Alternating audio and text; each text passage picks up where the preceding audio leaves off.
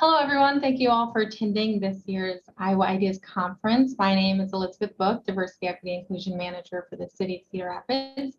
I am honored to be the moderator for this year's Upskilling Seasonal Highs and Low panel found in the DEI track. A little bit more about this session. Iowa has been introduced to some creative workforce solutions, but are we in our own way? How has society created barriers to understanding one's worth and potential? How can employees work through the myths of what can prevent a viable, successful candidate? This session will explore the concept of upskilling along with the benefits and frustrations when it comes to seasonal hiring. A quick reminder, this track is being recorded, and a huge thank you to Inclusive ICR for sponsoring this year's DEI track. Hi friends, Angelica Vanetta, co-chair of Inclusive ICR. We are a coalition of over 220 employers in Eastern Iowa, all working together to grow the diversity and inclusion of our workforce, to create a space where employees feel a sense of belonging, included, and valued. Inclusive ICR is a proud sponsor of the Diversity, Equity, and Inclusion track of the Iowa Ideas Conference. As you participate today, be sure to connect with other Inclusive ICR champions, as we'd love to share information with you about our upcoming coalition meetings, projects, and how our work is impacting positive social change in our region. Be sure to check out our website at inclusivicr.org for upcoming events and our e-newsletter. Thank you and have a great conference. Great. Today we have two wonderful panelists. Theresa Lewis, Executive Director of the ARC of East Central Iowa, and Srdjan Golub, Director of Business Development of Hawkeye Community College. I can go ahead and extend the floor to you both to just do a quick intro of yourselves and share a little bit more about your organization before we dive into the questions. Sure, I'll go ahead. My name is Theresa Lewis, and as Elizabeth said, I'm the Executive Director for the ARC of East Central Iowa. And the ARC is an organization that works with individuals and their families who have an intellectual, developmental, or mental health disability. And we provide a variety of services, but pertinent to this session today, we do provide comprehensive supported employment services to help individuals find a job and keep a job in the community. And my name is Srdjan Golub. I'm the Director for Business Community Education and Workforce Solutions at Hawkeye Community College. So as a community college, we are here to serve our community in multiple capacities. So I mean, most of them, when you think about community college, you think about your classical education, the 2-year degrees that we provide. However, on my side, we do a lot of community education, and we have specialized programs that are very targeted to specific groups that we're looking to serve. So we mostly work with adults, either unemployed or underemployed, and we provide short-term career and technical education that provides job-ready skills. And we have some very specific programs, workforce programs, such as Ticket to Work, which is kind of integrated with DEI. And then we also have a peer program, which is our pathways to education and employment for rendering citizens.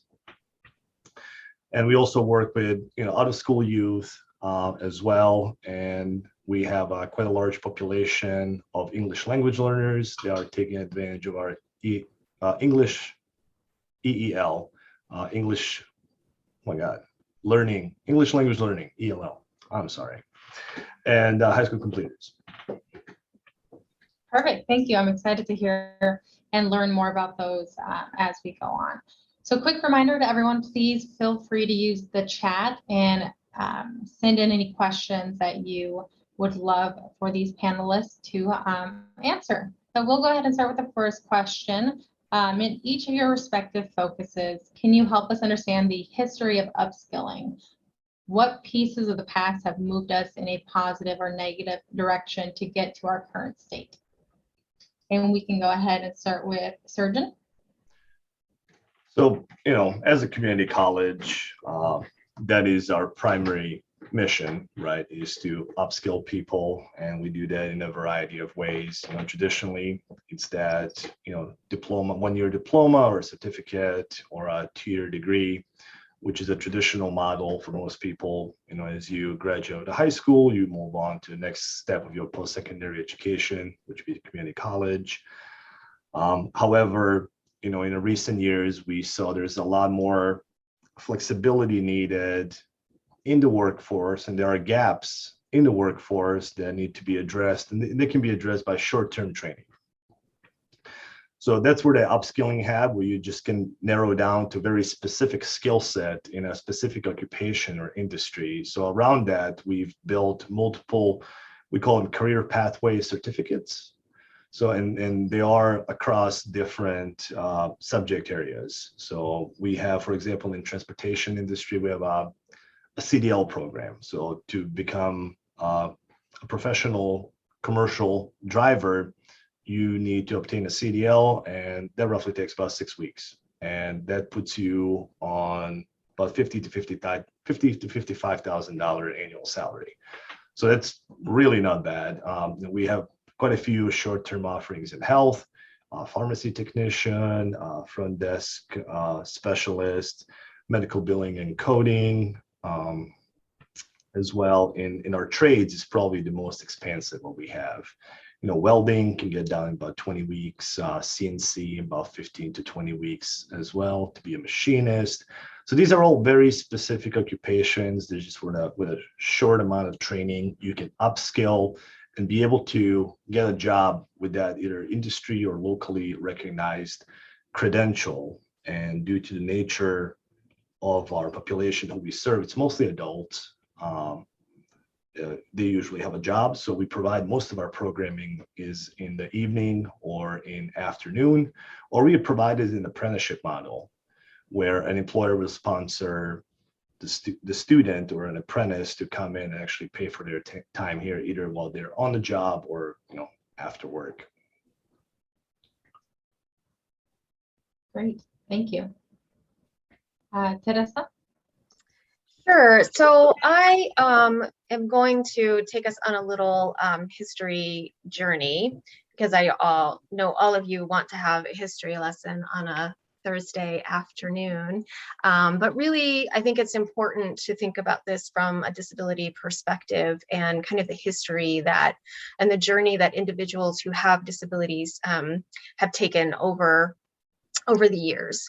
So the Civil Rights Act of 1964 prohibited discrimination on the basis of race, religion, national origin, or gender, but people with disabilities were not included in this act. And so there was a huge omission back in the 60s for rights for individuals that had disabilities. In 1973, the Rehabilitation Act was the first legislation that provided equal opportunity for employment for individuals that had disabilities, but only in the federal government and in federally funded programs. And in addition, it also established the Architectural and Transportation Barriers Compliance Board, which mandated equal access to public services, so housing and transportation, for example, to people with disabilities, and then actually money was allocated for vocational training. In 1975, the Education for All Handicapped Children Act was passed to grant equal access to public education for children with disabilities. And prior to that, children may not have been granted access to schools to get an equal education. And then, as we all know, what it is in 1990 was changed to Individuals with Disabilities Education Act. Also in 1990, it wasn't until that year that the Americans with Disability Act provided individuals with disabilities equal treatment and equal access to employment opportunities and public accommodation. So this included employers needing to provide reasonable accommodations, such as maybe restructuring jobs or modifying work equipment. Public services were no longer able to deny services like transportation to individuals with disabilities. Telecommunications had to offer adaptive services for hearing impaired, and buildings were required to be accessible for people with disabilities. So when we think about upskilling, Until 1975, children who had a disability were not even getting an education that would lend itself to upskilling for an employment. And only 31 years ago, and maybe some of you are older than 31 years old on this call, so in our lifetime, only 31 years ago, people with disabilities were granted rights that allowed them equal access to employment and equal access, period. So when we think about the timeline, there's a relatively new experience for individuals with disabilities having access to work. So one of the programs the ARC has is called Project Search, and we do that in partnership with Unity Point St. Luke's, and it is a job training program. It's 10 months. Individuals go in and they have different rotations and learn a variety of different skills that will make them employable.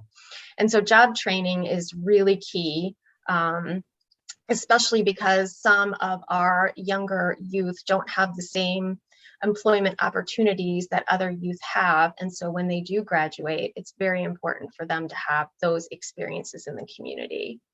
So even today, people with disabilities still face prejudice and bias with stereotypical portrayals in movies and the media. There's still physical barriers to some schools, to housing, into voting stations, which is very important with the new elections coming up November 2nd. And also there's still a great lack of employment opportunities for individuals with disabilities.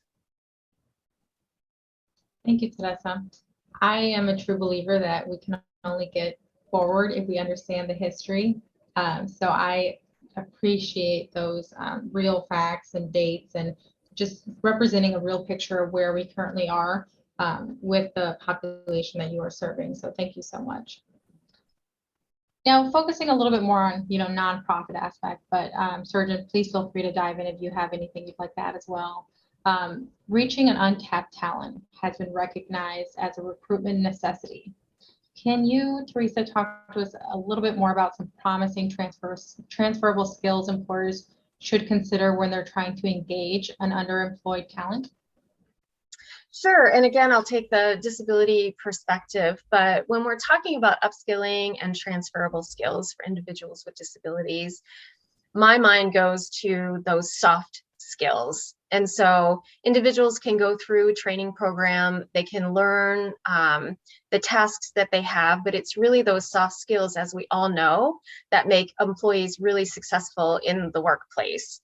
And it's also where our participants experience the most challenges and usually are the most source of bias. So I picked out just a few to discuss, which I think are very important soft skills that when you're considering working with someone who has a disability that you really should take into consideration. Attention to detail. So that is a soft skill. And many of our individuals really love detailed work. They may love repetitive tasks. And so for those positions and jobs that you have that maybe others get bored with or don't stick with very long, our participants thrive in those environments. So consistency is really important to them. So if there are positions and jobs that do require a lot of attention to detail, then you may want to consider someone who has a specific type of disability for that job. Communication skills, we all know, are so important in the workplace for a variety of different reasons. But some of our individuals and our participants, they communicate differently. So they may be nonverbal, they may use sign language, they may need some pictures in order to communicate with you, they may not look you in the eye, they may speak very differently, they may have shorter sentences. And so it's very important to think differently as a supervisor and a manager and an employer, how you can be more effective in your communication, especially the future is coming, there's even more diverse workforce that we have. And so those communication skills and really thinking about, am I reaching everyone effectively with my communication is going to be more increasingly important. And then finally, work ethic. So that's also a very important soft skill. Oftentimes, individuals with a disability have had to overcome many obstacles and barriers in their lives. And when they want something, they usually have to work 10 times harder than others to achieve it. And so this builds in them a very strong work ethic. Usually they are so excited that they have a job. They're usually really happy with the work that they're doing, especially if they get a lot of support. And data does show that individuals with disabilities have more loyalty and are retained a lot longer than many other groups in the workforce today. So one of the other things that I did want to mention, so hiring and interviewing. So if you are an employer and you stick with a very traditional way of interviewing, chances are you're missing out on some true talent. So as an example, we recently had a young man come to our supported employment program.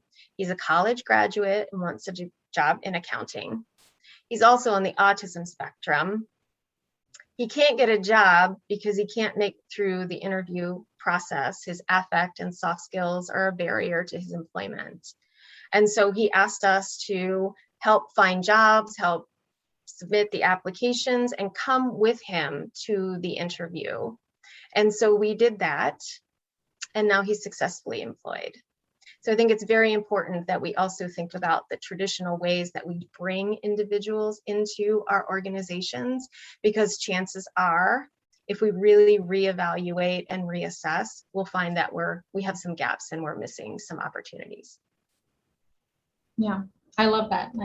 I absolutely agree.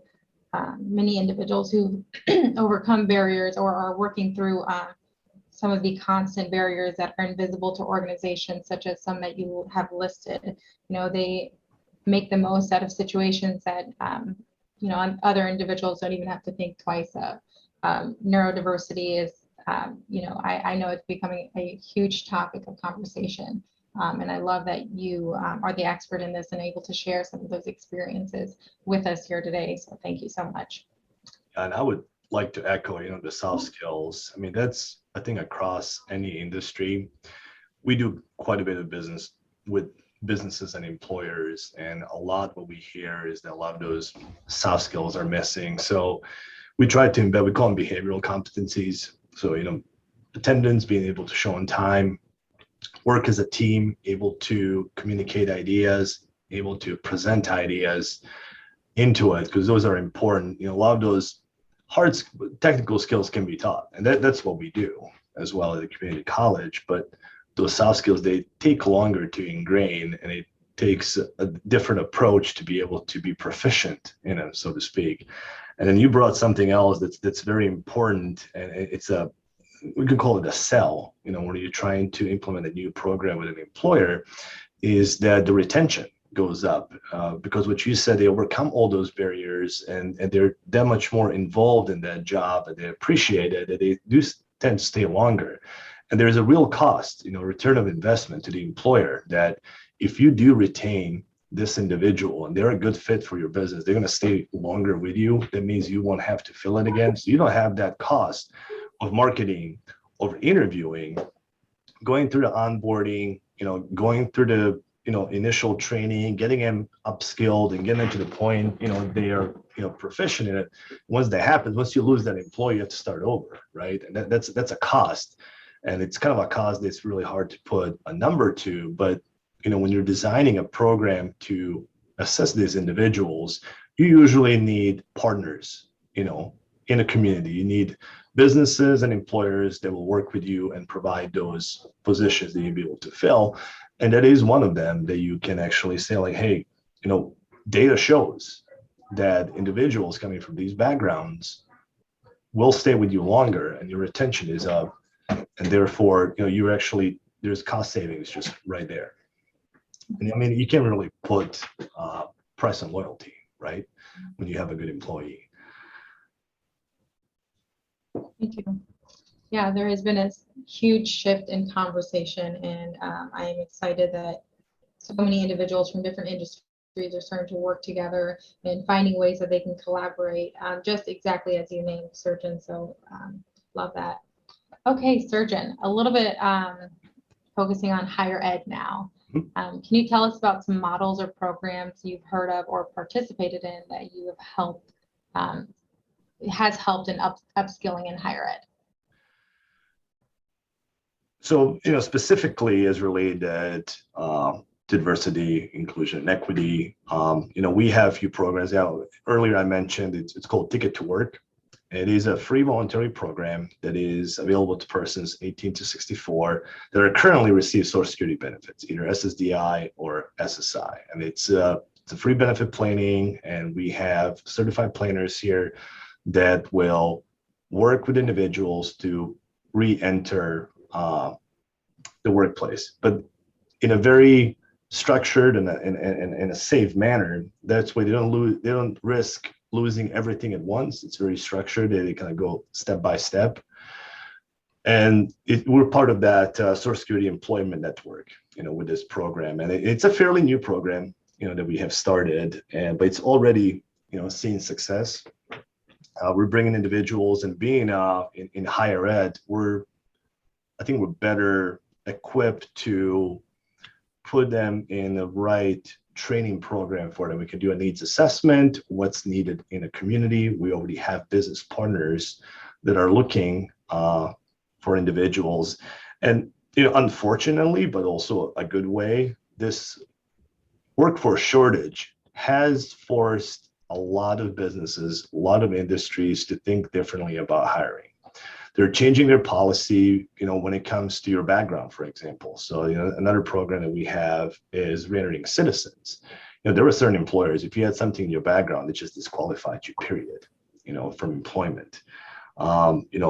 We provided some workshops, we provided some webinars on education to the employers, what they're missing out on and how they can navigate that in a better way. So, a few of them have now an assessment process where they will look at the background, like what has happened. Was it a violent or non-violent offense? Was there a history? Was there a repeat? How long ago, was it? Were they able to, when reintegrate into society, and how did that go? So all those things kind of, for lack of better words, have points to them. And, if it kind of clears the threshold, then they're actually then back in the workforce pool. And same thing with, individuals with disabilities. We have a very good relationship with Iowa Vocational Rehabilitation Services, the IVRS. So a lot of our training, at least on my side of the house, that's, short-term, career and technical, it's very authentic to work. Like, you will be operating the same machine, like CNC or welding, that you would in a real shop. You will be in a real semi for CDL. You will be in a real excavator, in construction equipment operator. And a lot of times, for if they have a disability that prevents it from doing that, we'll work with IVRS to develop a plan where they will have accommodations that will allow them to do that. I think the big one that we have for CDL, we were able to work with Schneider International, the trucking carrier, and they were able to build a ramp for an individual that was in a wheelchair bound, and they provided automatic semi. So this person was able to, get in and out with no problem and drive a semi, make a very good living, over the road, because you had an employer that was willing to, work with them. And the IVRS came in there. There's some financial incentives that they have that they could provide, to do that. So, as a community college, we don't have all the resources, but we are well connected in a community that, we can connect you with the right resource, whether it's, Ticket to Work, or the peer program, reentering citizens, or if you're just want to enroll in one of our, general programs, we have a disability coordinator as well at Hawkeye, and they work very closely with IVRS to develop, plans and accommodations, essentially to help you succeed. But then, the bigger piece, I think, is that these industry connections that we're now making, saying, so we have this individual, we have shown that in a classroom, in a lab environment, they can succeed. They show up on time. They do their homework. They communicate, with other students. They can work in a team environment. They can operate, the equipment proficiently. What they need is just, an accommodation and a chance, to do this. And once they prove themselves, that should be enough, and they can continue on. And we are seeing now with the workforce shortage, more and more employers are like, there is just not enough people in a traditional pool, and they're looking outside that pool, whether it's immigrant populations, individual people with disabilities, English language learners, and even non-traditional occupations. So, for example, CDL, that it's a men's occupation. Less than like 7% of the drivers are females. Same thing with a heavy equipment operator, but they are very high paying, high demand jobs. And a lot of it sometimes comes to that self-fulfilling prophecy. The person has to believe that they can do this. And once that kind of clicks, it really goes. And well, we have student success specialists, and really that's their job. If a student kind of stops and says like, I can't do this, or I have barriers, they're supposed to help them, overcome that. And we had a few success stories there. Our heavy equipment operator program, we had a lady that really never worked, never had a job, and she ended up a single mom, and she really needed good income to be able to support herself and her family. And that was one of those occupations that you could. And halfway through, when she realized that she can do this, she was not scared of the big equipment. She was the best student that we had. And the attention to detail, I think females just have better attention to detail as it is. There's certain art to certain things like welding. There's a piece of artistic to it too. Same thing with the equipment operation. She was the most proficient one. She got a job with PCI, Peterson Contractors here. In one season, everybody starts off a flagger. You have to put your dues, shovel some stuff. But next year, she was an articulating truck. She was down in Davenport. She was making $110,000, $150,000 annually in about a year and a half. So just a real success story. She took a lot of courage to do that, but then once she figured that she could do it, and the support system behind her, she was able to overcome that and really succeed. That's amazing.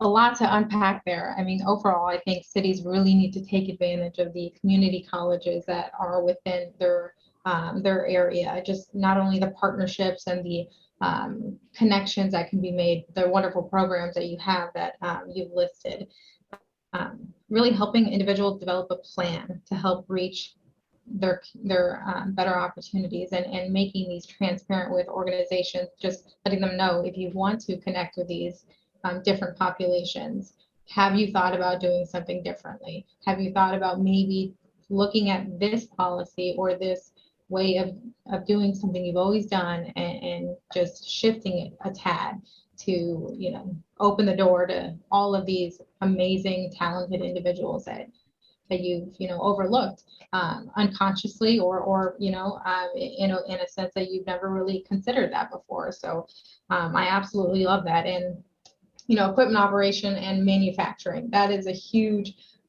conversation as well, trying to make these positions more enticing to not only the younger generation, but people in general. That in Iowa, it's such a hard position to try to fill. And when you can look at positions like this in a different lens, and translate these to individuals who have never worked in those fields before, and say, it's actually a form of art. It's so much more than that dirty, grimy vision that you have in your head. And I know, Srdjan, when we met a week or two ago, you said it perfectly, and I definitely agree. It's just changing the imagination of what that place looks like on the inside. So thank you so much.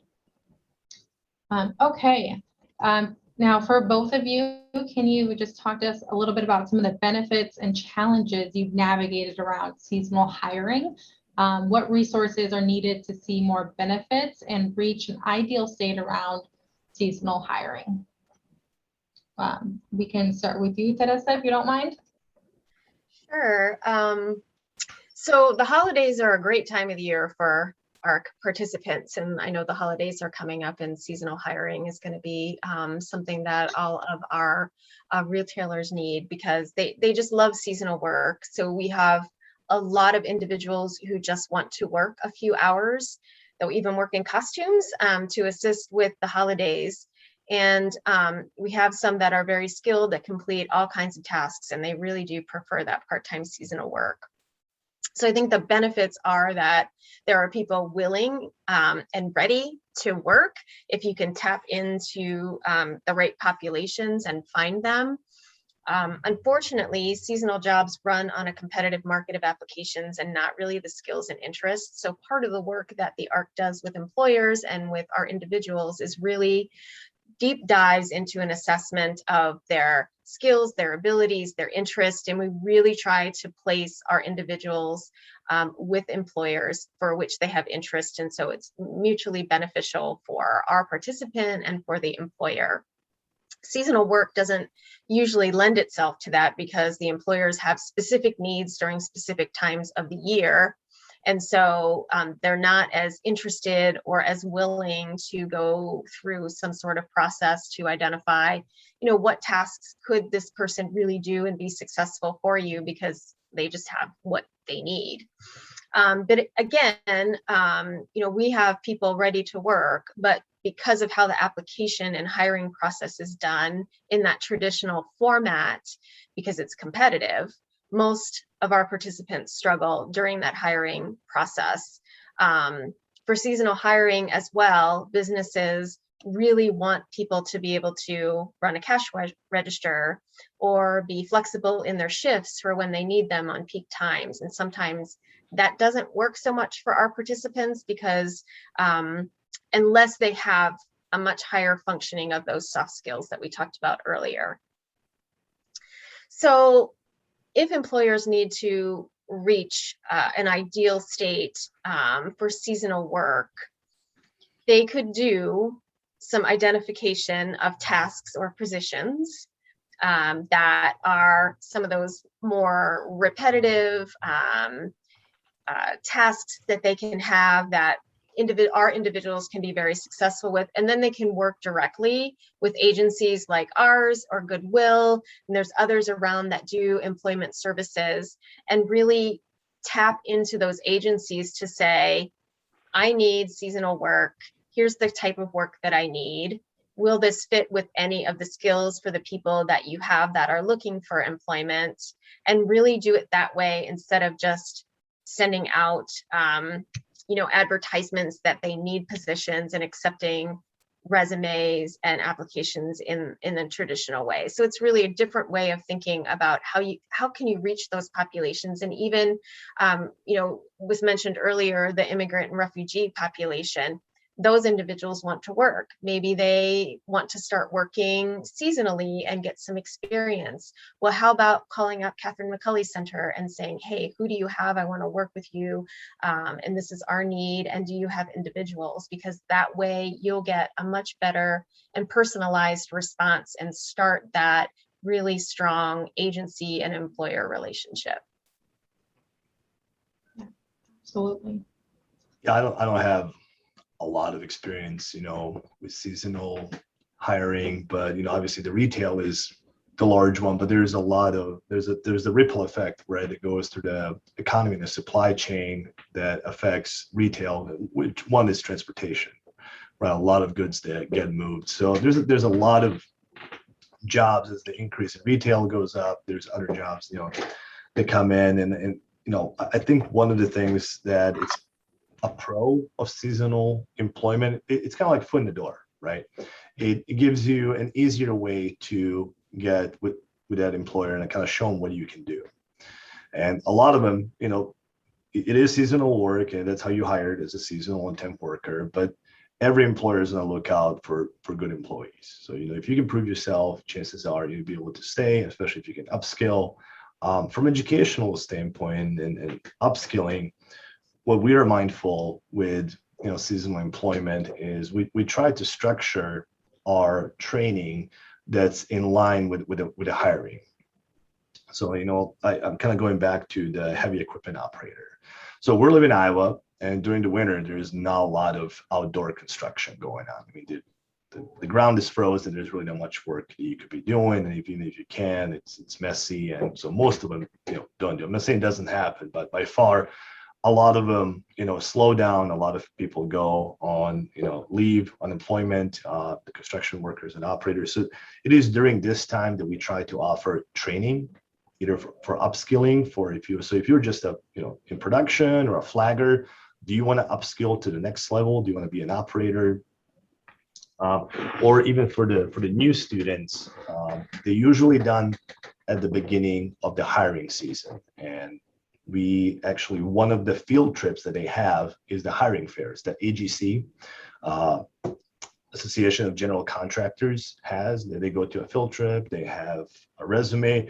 So we time it in a way that if you're in an industry that's going to be hiring in the spring, like agriculture or construction, we try to do the training over the winter months. So that's the downtime. You have the ability to do it, and it positions you well to get hired then, because that's when they're ramping back up. No, absolutely. And something that you both touched on that I think employers and organizations alike need to really focus on is if there are seasonal opportunities, how can you align those to that employees or potential employees' interests? I love that, absolutely. And just having the conversation with individuals and translating these long-term opportunities to them, so they feel like, okay, this may be a seasonal position, but what could it turn into? And I think in a society that we live in now, filled with individuals who crave immediate response, that's a different conversation than it was, 30, 50 years ago. So I love that there is that intentional focus.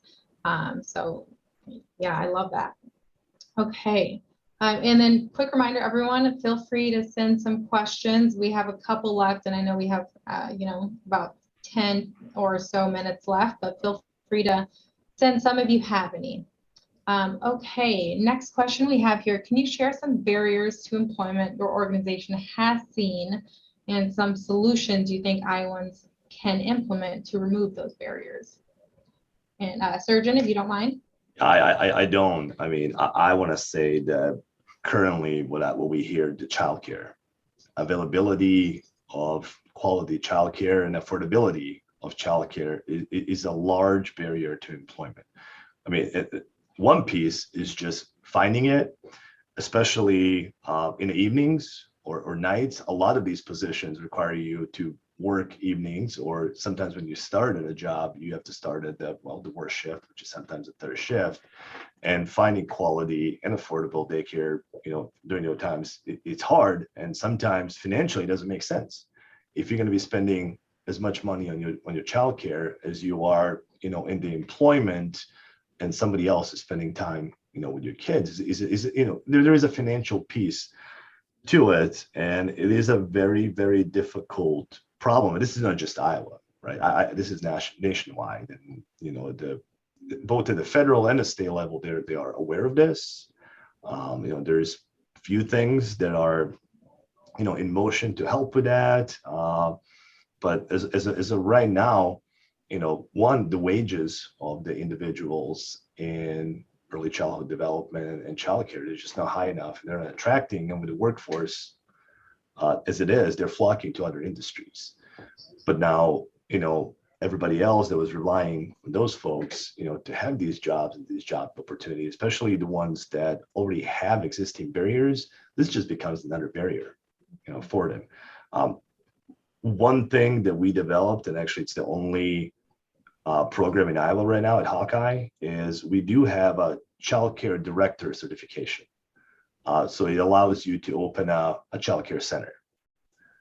And, we started that last year, and we actually got a grant for Women's Foundation, and we offer scholarships for this.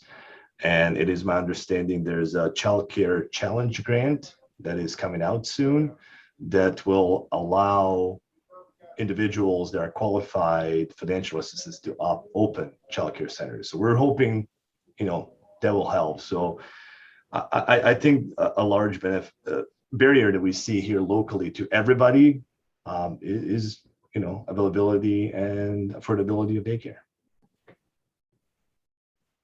Absolutely. Theresa? Sure. I'm going to talk about this in the lens of DE&I and really kind of walk through some barriers and some potential solutions as well. But ableism is still very prevalent in our society. And if you're unfamiliar with that term, ableism is discrimination and social prejudice against people with disabilities based on their belief that typical abilities are superior. And in the workforce, this means anything that devalues someone based on their ability. The ARC has seen many barriers, mostly employers not even being willing to hire those people. And also just was at a speaking engagement the other day with a group of CEOs, and their questions were all around, well, how much additional time is this going to take me if I hire your people? And so I think there's just a lot of misinformation and perceptions around individuals that is still very, very prevalent today. So there are other everyday ableisms and microaggressions that occur as well. So for example, assuming that people need to have a visible disability for them to be disabled. And I think we're talking about that a lot more with so much attention on mental health, that there's just sometimes that you can't tell that someone's really struggling and someone does have a disability, but just because you can't see it doesn't mean that it's not there.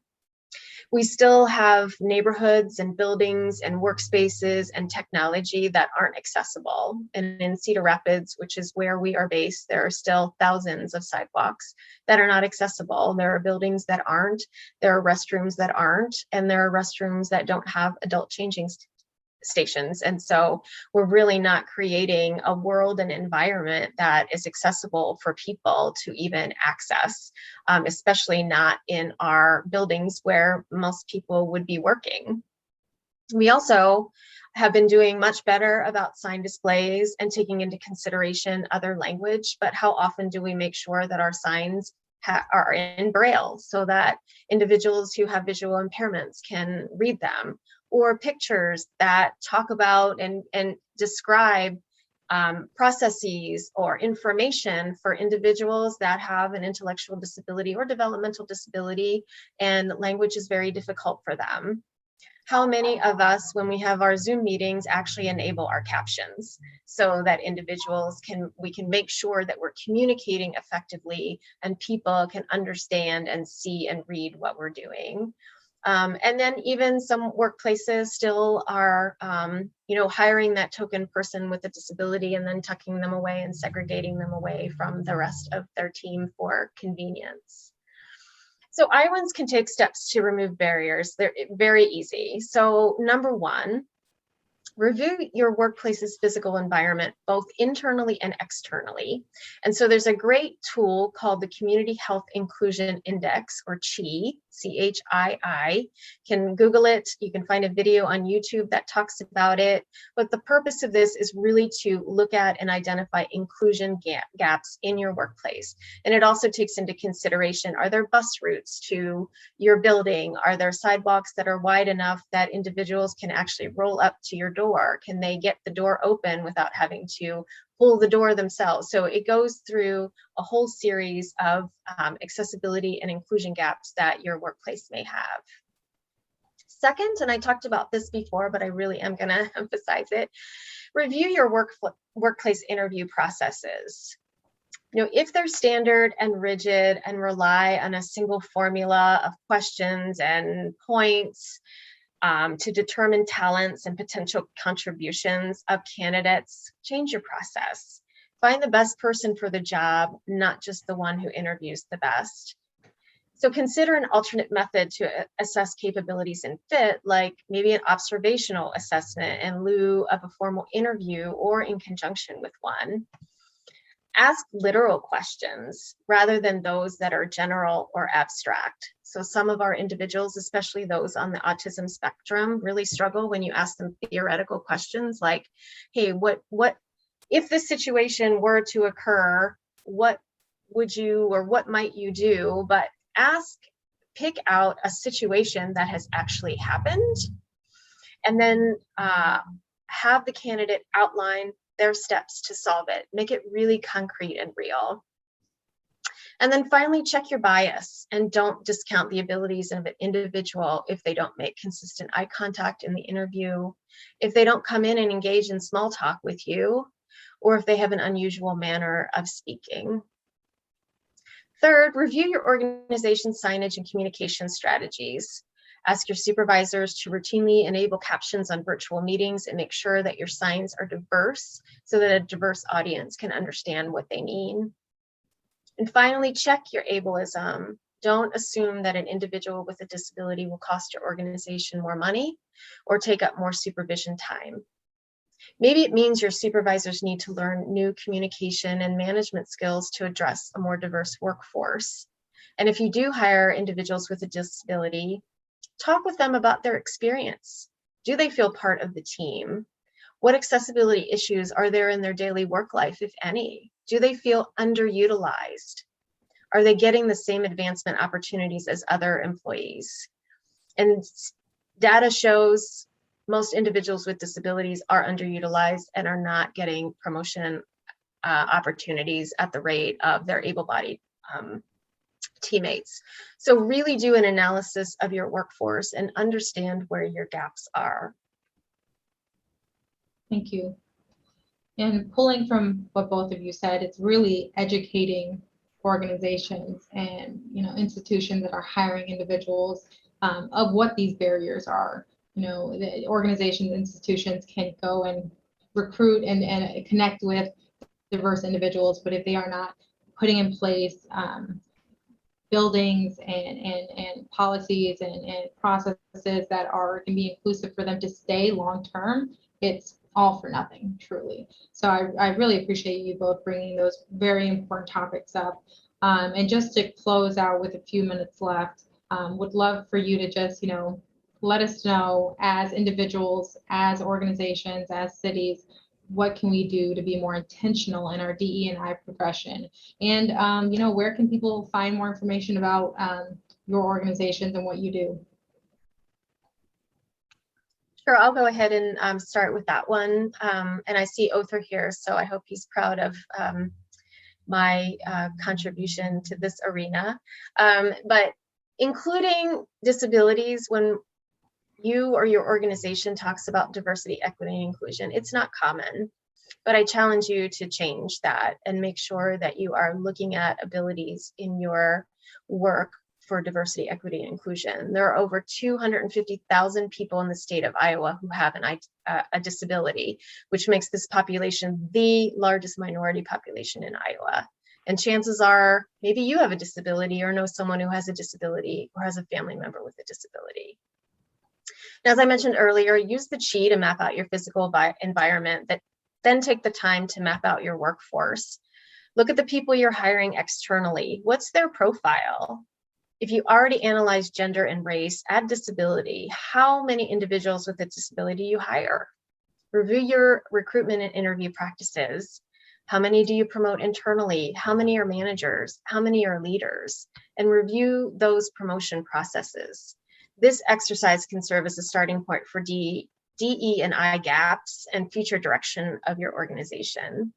And finally, promote a culture of inclusion. As one of our employers we work with said, hiring ARC participants has helped bring visibility to individuals with a disability. Representation matters. It is critical for marginalized people to be seen, be heard, and interact with the community. So we don't understand what we can't see. And so I encourage you to expand your ideas of diversity and take steps towards building inclusive businesses and communities. And if you want to find out more information about the ARC and the services that we provide, then our email, our web address is www.arceci or arcofeastcentraliowa.org. As far as community college, since we are a community college, we recently went through our strategic planning and we embedded diversity and inclusion into our mission and vision. And part of that is being intentional, how do we promote inclusion, and then looking at our workforce, exactly what you were talking about. And we hired a diversity inclusion director and our HR. They're closely working on reviewing the policies, but we're trying to be reflective of our community. So our community that we serve, that the students, the instructors, the staff, the administration does pull from this same community. And then having different initiatives to connect with the community for different target audiences that we have. So some of these that we have already started, there's others that we're still working on. One that I'm kind of excited about is we call it IET, or Integrated English Training, where individuals that are learning English, so mostly the refugees and the immigrants, while they're just learning English, they're actually learning in a contextualized way to a specific occupation. So we started a while back with CNA and CNC, but we would like to expand into kind of some higher demand occupations in manufacturing. So they would be able to walk away with a vocational credential as well as contextualized language knowledge of that occupation. So they're very intentional that they know the terms of the trade. They know how to interact in the manufacturing environment. So I'm hope we as a community college can continue to create new programs, new initiatives to help everybody in the community, and then connect them with our network of the employers and agencies that we have in the community, and show them what we're doing and show them how it can be done. And just from a standpoint, we do provide a lot of diversity inclusion training, for the employers, for the supervisors. We do have a whole team for business and corporate solutions. That's what they do. They do needs assessments. They bring subject matter expertise, and they help different companies and organizations develop policies. And yeah, if you need to know more, obviously, HawkeyeCollege.edu is our website, but we have a couple of campuses. There's a main campus in Waterloo. We have one in Cedar Falls. There's the one downtown Waterloo, Adult Learning Center, and as well a Lang Center in Grundy County. So if you want to stop by in person, there'll be someone there to talk to you. Perfect. Thank you so much. Theresa Lewis, Executive Director of the ARC of East Central Iowa. Srdjan Golub, Director of Business Development at Hawkeye Community College. It was my pleasure to connect with you, and thank you so much for your time. Thanks, everyone. Absolutely. No questions? Nobody? Nope, we did not have any questions, but they need to find you now. So All right, sure. Thank you. Thank you. Take care.